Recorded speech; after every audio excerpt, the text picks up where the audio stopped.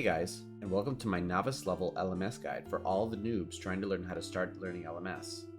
We'll go over how to play LMS, as well as cover some of the basics and fundamentals you're going to want to build on in order to succeed in this minigame.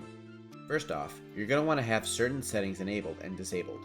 In-game, have your auto-retaliate off, and set up your F keys if you haven't already. This is how I have mine set up, but you can have it whichever way works for you. Your client size should be either on fixed, classic, or on resizable, shrunk down to the smallest window. This will allow you to move your mouse over a shorter distance, resulting in quicker actions. The last setting we want to cover is Enhanced Pointer Precision. Ironically, having this setting switched off will improve your mouse accuracy over time. Check the description down below if you don't know how to turn the setting off. Assuming you've never played this minigame before, here's LMS in a nutshell. There are 3 modes: Med Level, Zerker, and Pure.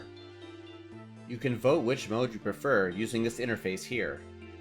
The Pure mode might be the most beneficial to start off with, as it's the easiest to get kills in.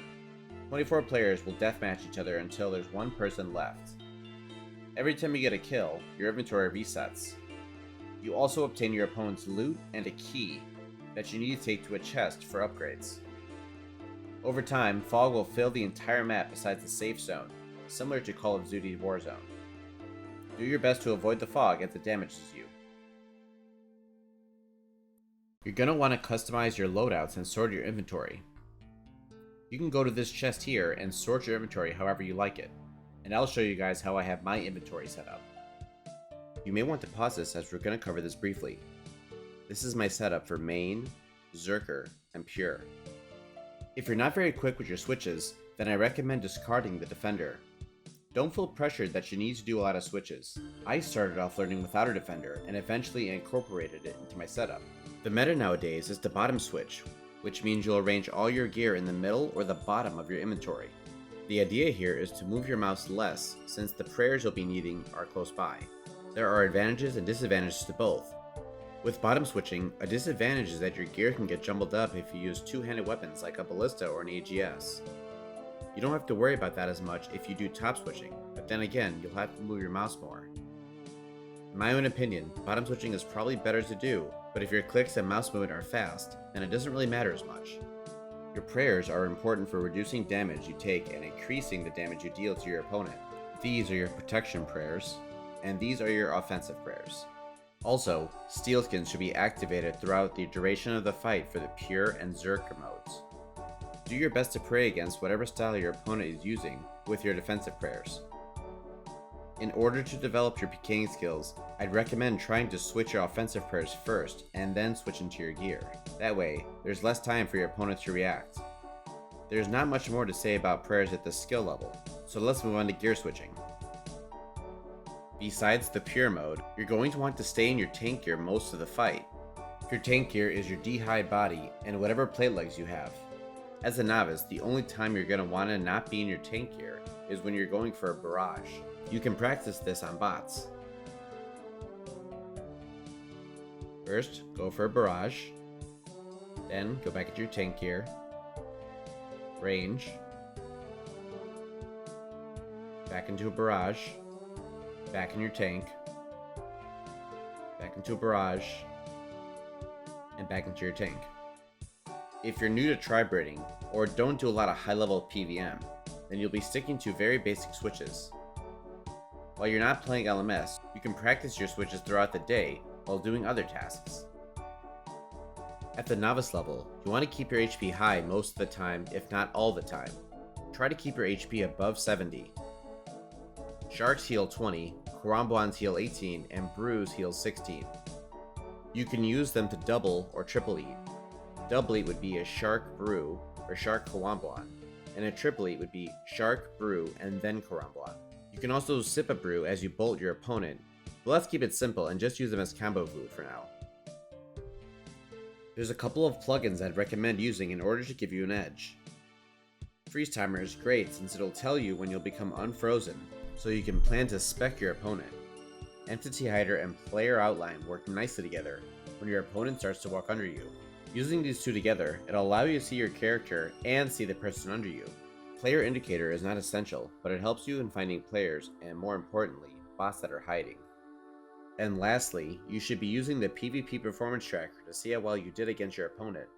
With all that in mind, we can finally talk about some in-game strategies. Just like in the old days before LMS, you're going to want to kill bots for practice. At the making of this video, bots are mostly active around 4 AM to 8 AM Eastern Standard Time. You can find lobbies that are over 85% bots at this time of day, although this may not always be the case as it depends on the bot farmers. While learning to tribrid, you should first be focused on catching a freeze. First, switch into your mage gear and try to catch a freeze. Then, switch into your range gear and bolt them. When you're ready, switch into your DDS and spec them. You'll keep dealing damage with melee and range until they become unfrozen. Once their freeze expires, rinse and repeat. There will be times when you can't catch a freeze. After a few splashes, get back into your tank and range them instead. When you're ready, you can try and go for another freeze. Now there's going to be a lot of times where you run into people that are far better than you. In these situations, accept that you'll probably lose the battle, but try your best and give them a good fight anyways. It's moments like these that bring out the best in you. The worst that could happen is that you surprise yourself with what you didn't know you were capable of, and maybe just learn something. If your opponent manages to catch a freeze on you and starts doing this, or this, the best thing you can do is to keep your HP high and range them while staying in your tank gear. Most average players don't see a spec coming the moment you're unfrozen, so take this opportunity to catch them off guard. Once you make it past your first battle, the next thing you're going to want to do is to find a bot to kill for easy points or more practice. You can check these locations for a potential free kill. You can also find a link in the description for these maps. Bots these days are pretty basic, and most of them will not fight back very hard. Some will switch prayers and combat styles, so keep that in mind. This makes good practice for beginners. After killing a couple bots, you're going to get keys that will give you upgrades. I've made sheets for each mode displaying which upgrades to prioritize. Light blue is tier 1, being the best. Yellow is tier 2, and green is tier 3. If you're colorblind, I wrote which tier each item is in the bottom right of the box for your convenience. As with everything else, the sheets will be linked down in the description. Players who use Vengeance will likely give you a hard time because they can rebound damage back to you every 30 seconds. The best way to deal with Vengers at this skill level is to keep them frozen and do your best to hit them off prayer as much as possible. You're going to want to end the fight sooner rather than later because it will probably outlast you. If they only have a rune crossbow, you can actually stand 10 squares away and hit them with your barrage, and they won't be able to hit you back. You can check out my video on how to deal with Vengeance in the description below for more info. Each player fights in their own way, so we're going to go over a couple basic fights to show you what you might encounter. When a player spawns in this close to me at the start of a game, it's a good idea to consider speccing them as soon as the game begins. Otherwise, I'd start off with a freeze. Not every player is god tier. I actually run into a lot of people learning LMS or Iron Man getting the rune pouches, just like this guy. We get a rapier and Torag's legs, which is both better than our starting gear.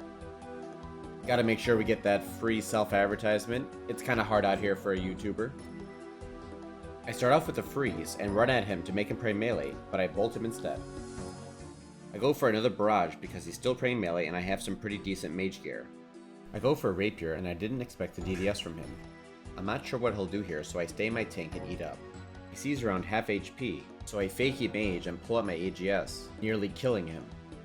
I see he doesn't eat up very high, so I go for another AGS, chancing him again. Now that we're both unfrozen, I try to go for the freeze just like he does. I end up splashing a couple times, so I go for the bolt instead. I still can't seem to catch a freeze, so I go for another bolt off prayer.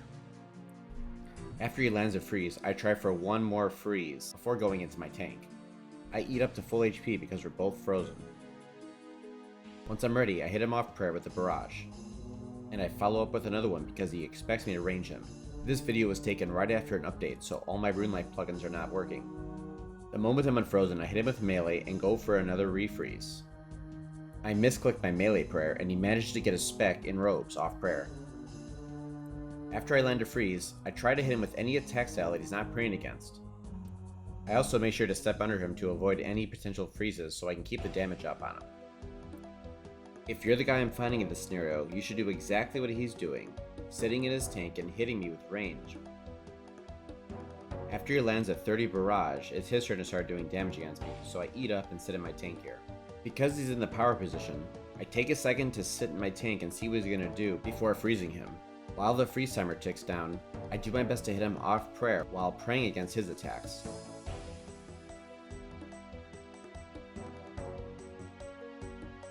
Right when I come unfrozen, I hit him with my rapier.